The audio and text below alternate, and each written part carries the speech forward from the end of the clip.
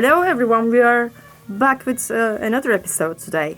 Yes, with the jazz in the background now. Oh yeah, we are in Guildhall School and there's some jazz recording going on. Surprise. Yes. The great-grandchild of Akka Bilk playing his clarinet. But today we will talk about something that's really, really big and important while you are, as I can tell, holding a valuable artifact in your hands. Yes, very valuable artifact. This is my vinyl copy of Bernard Parmegiani's De Natura Sonorum, which we're going to talk about today. Yeah, that's what we are going to talk about today. This work was created after a change of space and many experiences. This legendary music concrete composer. Yes. Very important piece, and all created at the Group Recherche Musicale.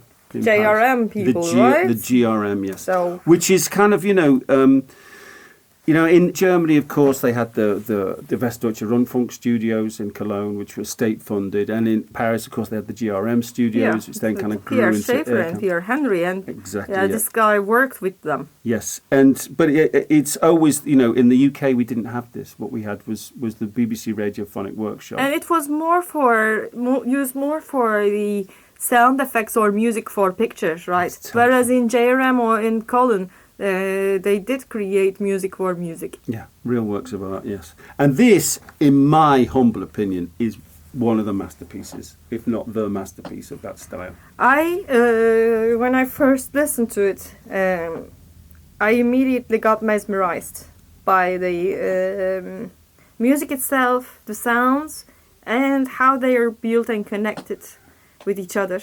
There are particular parts and pieces that influenced me and created a strong impression on me, and I hear a very natural flow of events. Yeah.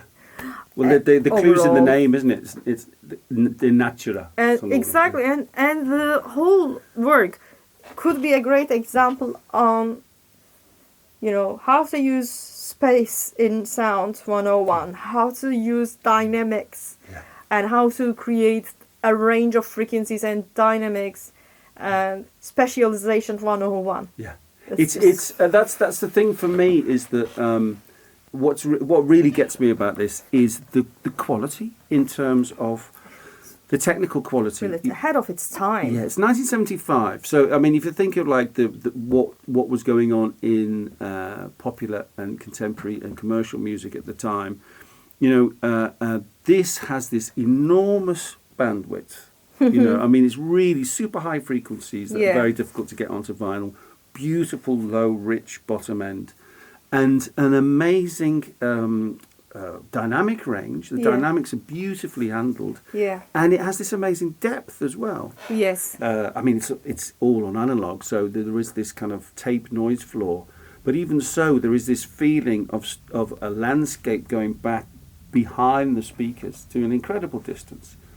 Definitely. Yeah. Which for me, stands up to any other technical achievements in the studio at that time, and since, to be honest.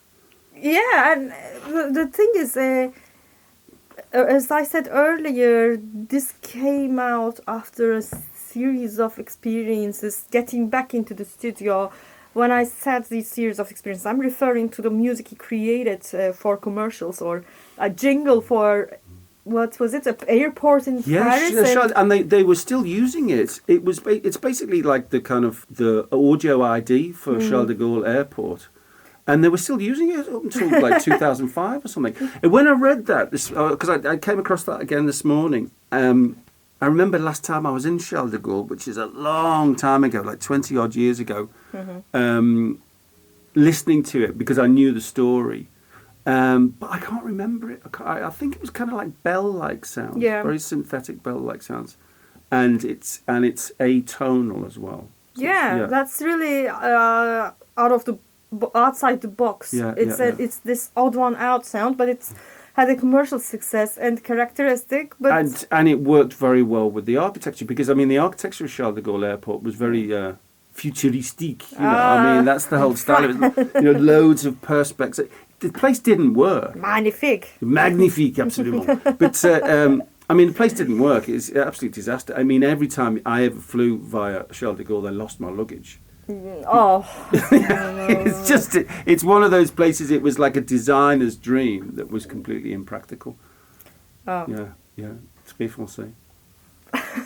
But nevertheless, you know, I mean, what he did in the studio after having that experience is really something quite special. Yeah, I mean, this he had this, and also earlier he worked with JRM composers, musique concrète, early music. Yes. So he was involved in the creation of the very early musique concrète pieces alongside Pierre Schaeffer, who persuaded him to keep working in the studio again. Yeah. And then this is a work that came out much later than that, okay, but it brings back the spirit of musique concrète Totally. in a really timeless way, in a really polished, beautiful. I mean, he started at the GRM in 1959.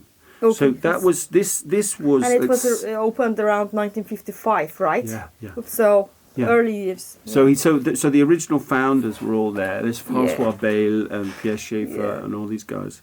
And so he was involved with that group for 16 years. It was like 16 years of developing that skill within that area. Yeah. Before he came up with this, which, as I say, I mean, for me personally, this is really, really a special piece. A, because I really love it, and B, because when I was on a trip to Cologne, which became my home many, many years later, in 1987.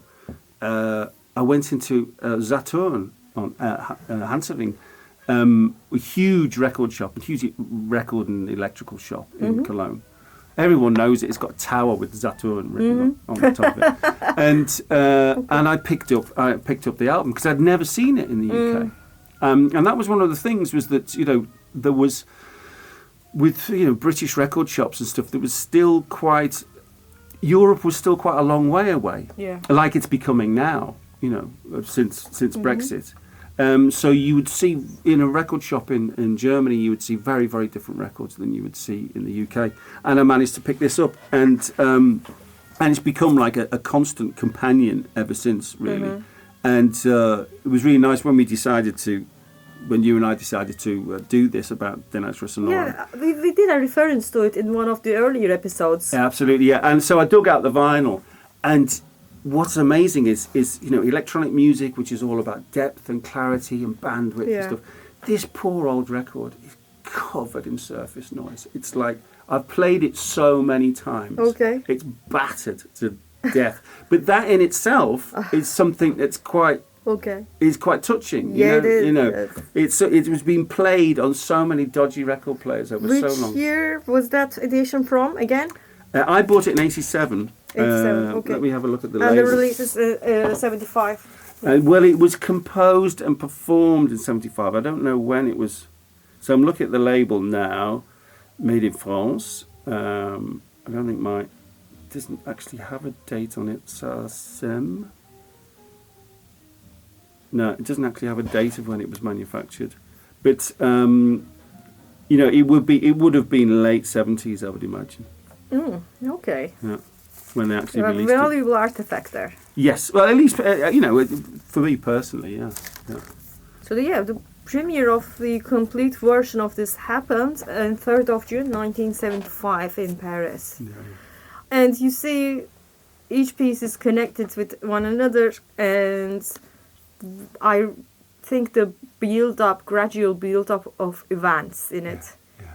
They are so beautifully designed. But it handles drama so well. It's very dramatic, isn't it? There is so much drama in it, especially after that kind of gradual build-up. For example, I'm going to call the English version of it geology, sound geology. Well, it's interesting. Interestingly, so geologie sonore. Because I've got geologie sonore is in French. The German is sonore géologie. You have the German version there. Yeah, because they've got the liner notes, and they translated it into German and English. And in English, they called it a geological sonority. A geological sonority, okay. And I can read it. This is the translation of the notes. Resembles flying over a landscape in which the different sound levels will emerge on the surface one after the other. Electronic and instrumental sounds become confused in fusion, seen from such a height. ... Is that a program note from the composer or from the people who produced this vinyl? I think these notes may be from Parmegiani himself. I see. The notes describing the pieces, but there is also some text here written by Bernard Noël. I really like the text. It's fantastically pretentious. It's like reading the text you get on the back of a French wine bottle. You know. Yeah, I was about to say this exact same thing. All the citrusy notes in it. Yes, yeah. Yes, it's full of citrusy notes. Yes, it's full of old leather and whatever. So it says, the first line is, I do not understand this language, but nevertheless, the nature of sound here is to inundate the ear, and well beyond, it is to awaken a familiar murmur. Wow. Okay. Maybe he did some creative writing secretly. Absolutely, yes. Yeah. But you know, I mean, it's dripping in all that kind of art world. It's almost like the text you find in art galleries. You know, it's like, I think the music speaks for itself. It's so mesmerizing that the fusion of sounds and the exploration of all these spaces. I'm imagining this particular piece, especially Geologie Sonore, and surround setup. Which is becoming extremely popular nowadays, not only in experimental electronic music places like Eclectic, but also in the mainstream area now with the standardization of Dolby Atmos. Dolby Atmos. So, this piece would fit into that very well because you have these different channels coming from all sides and you know, imagine you are playing with an oscillator and you're exploring the sine wave, square wave, triangle wave, these changes of waveforms.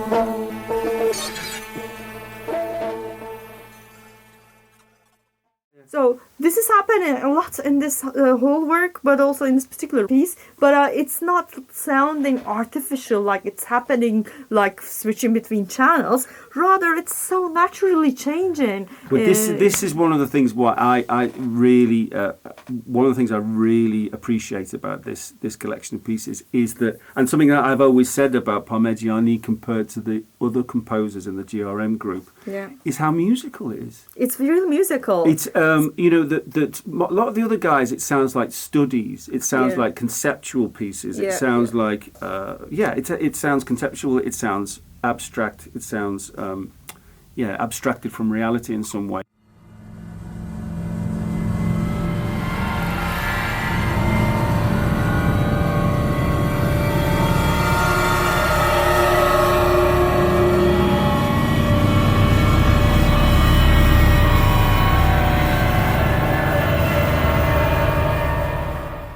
This really goes for your feelings. Yes. All of this, you know. And I think it's happening because of not being a straightforward literal machine, especially in this piece.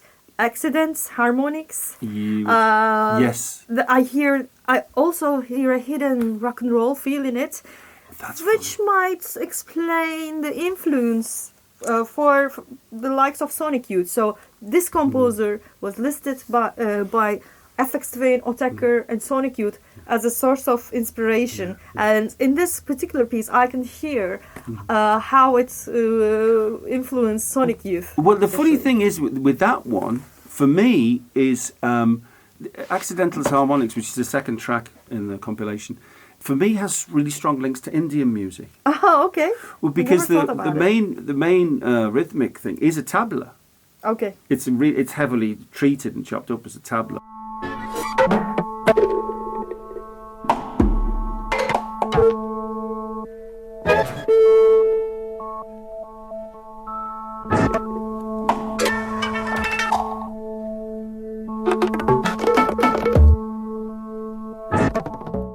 And just the concrete sounds, the instrumental sounds, is used as a flute, yes, a tabla, and there's a drone going, which okay. is basically, that's Indian music. You know, you have the tanpura, tabla, and a flute.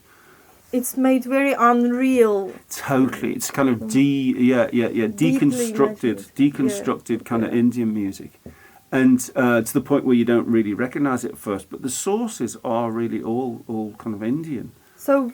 Then the sources of music here are very much like music, concrete, acoustic instruments, but also electronically generated sounds. So it's a combination of all these approaches. Yeah. And then the pieces are connected with each other through a harmony, but also with the dynamics, like in the accidents harmonics, the piece that we were just talking about. Mm. You know, the way it connects with the Natura Sonorum. Well, also, I mean, because, you know, you mentioned there's electronic sound, there's instrumental sound, there's record sound, there's field recordings as well in here. Yeah. There's recordings of rain and a storm at a few points. So, you know, one of the big pieces ends with the sound of rain. It's a thing like a film. In a way. Very, very much. And this was the ninth piece in particular. I mean, I really singled this one out as something that has this relationship. It's called Full and Free. Okay. I mean, that's Full and Free is the translation. The French is something else entirely. Plein et délié. I'm happy one of us can speak this language. You just don't know how badly I'm pronouncing it. That's but if you imagine it's sound design, it really does sound more like very, very high quality contemporary sound design, film sound design.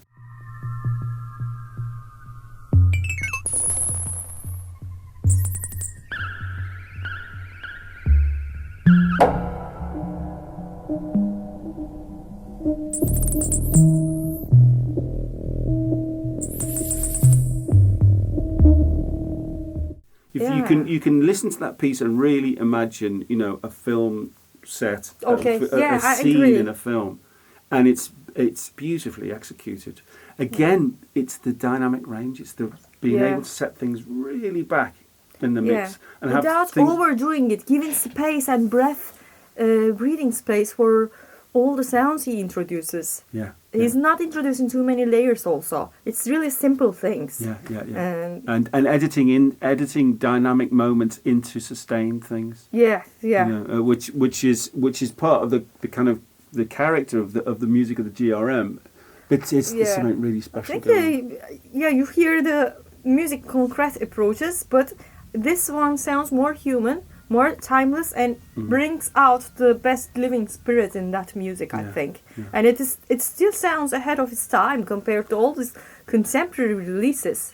That's it. I mean, this is one of the things for me actually is, you know, I mean, I spent X percent of my life playing around with synthesizers. Mm-hmm. You know, synths have developed a lot particularly because of the whole Eurorack modular explosion of the last 15 years. You know, there's been a huge development in synths, but when I'm listening to this album, I'm hearing sounds in there that I'm thinking, how did he do that? Yeah. You know, and sounds that just sound so complex and so rich and so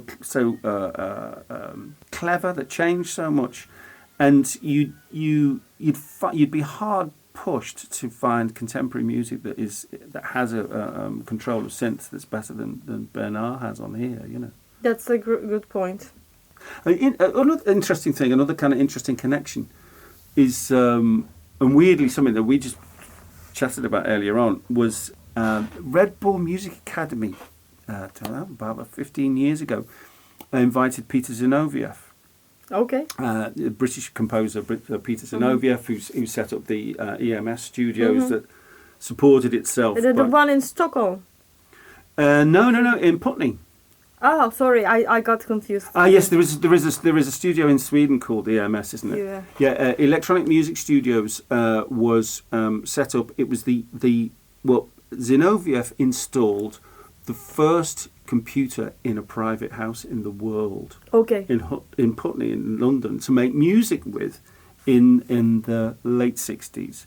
Wow. And then so started to run a studio, and then to support the studio financially. We could do a whole show about Peter Zinoviev. To support the studio financially, he started selling synthesizers, and so they developed the famous VCS3 and a bunch of fantastic synths. As I say, that's a whole thing in its own right, but I met him on a Red Bull Music Academy session that I was helping out with. I was helping them run it, and I was helping run the synthesizers and stuff, and asking him annoying questions. And what was really interesting was one of the first, because he gave his talk and had slides, and the first thing he did was he drew up like a real textbook image of rocks and strata and a cross section through the strata of different layers of rock in the earth, and said that he'd trained initially as a geologist. Okay. Before moving into music, and was saying how, he'd learned about different densities and strengths and structural strata. All these layers. And all these layers. That would be implemented in a compositional approach in music, right? Absolutely. Is that what you're coming at? Yeah, absolutely. And it's funny that that Parmegiani is thinking in the same way at the same time. And also the geology references about that also. Absolutely. How about this? I don't know how to pronounce this. Conjugation du timbre. Not bad. Conjugation de timbre. Conjugation. Yeah, well, in English. I hope we are not listened to in France at the moment, although we are talking about a French composer, so it's important. Yeah, I mean, the English translation here on the sleeve notes is timbre conjugations. And the text is last movement of this series, which is the first half, uses the same material to apply rhythmic forms on a continuum of which the timbre is in continual variation. So it plays a baritone sax, but doesn't it sound like you are in Australia and they are playing a didgeridoo? Well, I got another totally different, well, not totally different, related connection. My thought was Tibet. Okay, yeah. Because for me, it was, because there's so much reverb on those distant horns, it sounded more like Tibetan horns. Okay. But the Tibetan horn and the didgeridoo are very, very closely related. And it's also because the use of space is also, again, like geological layers laid out. And this piece is created with one source, just like the Drupsody, in a way. Okay, this is a real music instrument, but it takes and makes it very unreal again. He didn't just, go with the literal, straightforward sound of the saxophone. We can hear that very timbre, but you hear the same note that's like a D note to me, which you'd hear in a didgeridoo.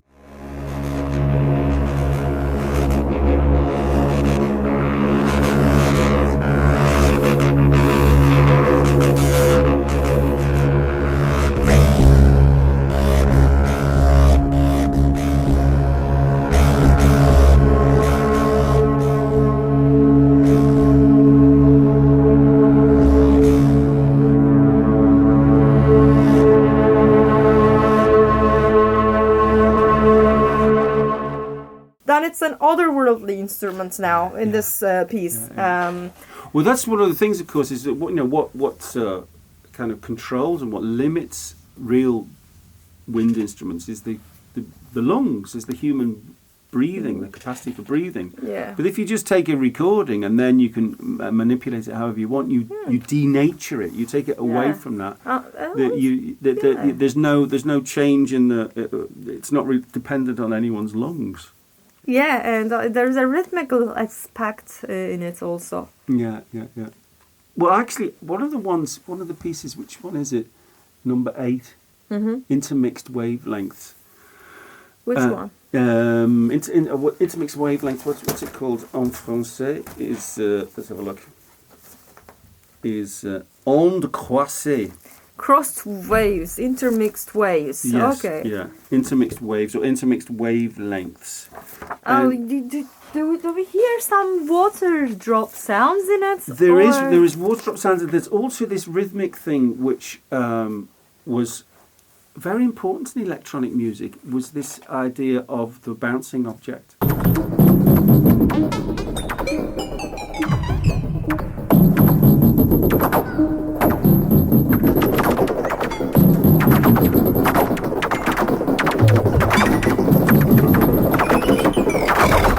Oh yeah. You know that using like the logarithmic thing of events getting closer and closer and closer together, either getting louder or quieter as it bounces. But LFO speeding it up. Yeah. And what's really interesting with that, the way that became almost like a kind of a meme, like a trope in electronic music at the time, was that it's not. A lot of that in Otaker, for example. There you go, yeah. So that it's because it's something that's not. It's rhythmic, but it's not regular. It doesn't have a pulse. Yeah. So you get away from the whole pulsing thing that is so defines the whole world of music completely. Gets away from that, but at least you can still use percussion. Yeah. But talking of percussion, I mean the whole collection, the whole thing ends. It builds up this the really really big collage of sound, big density of sound. But the whole piece ends with this castanets. Yeah. So it's a rhythmic thing that draws the whole thing together. So there was a relationship to percussion and percussive music. Yeah, and the how to say when you make bubbles, how they are generated and spread out. That's kind of a feel. Yes, yeah. And that's it. And it is very natural, like the natural processes of bubbles floating in space or the natural processes of strata forming in the air, in the earth, or any of these. It talks about ephemeral nature and interweaving of particles and stuff. It is really dealing with the natural world, and hence the name. What a beautiful name. Yes. For such beautiful piece of work. Yes, go and have a listen. But don't listen to my scratchy old record. Did you listen to the full digital versions? No, I haven't. I really should do that one day. I'm a bit scared of it. I see. That's what I was about to ask. I don't want to be disappointed. Yeah. I don't want to be disappointed. I don't want to suddenly have... The thing is, when I listen to that, all that surface noise is what the Japanese call wabi-sabi. It's wabi-sabi. I like that word. Yeah, it's got my history on it every time I put it on the turntable. It's really valuable item for you. And it's a bit damaged, but it's had life. And I'm a bit scared of like listening to an MP3. That's what people who listen to this might end up listening to. Yeah. But yeah, I mean, I may be tempted. If someone came up with a CD or came up with some, like really high quality WAV or something, I think my snobbery would just about get over that. So that's the true audiophile, those guys who go to MediaMarkt and look at all these sound systems, and then you have this guy here who has the one of the earliest editions of the Natura Sonorum. So that's the audiophile. That's the audiophile. Yeah. Thank you so much. Thank you, Elif. On to the next one. Yeah, thanks for listening.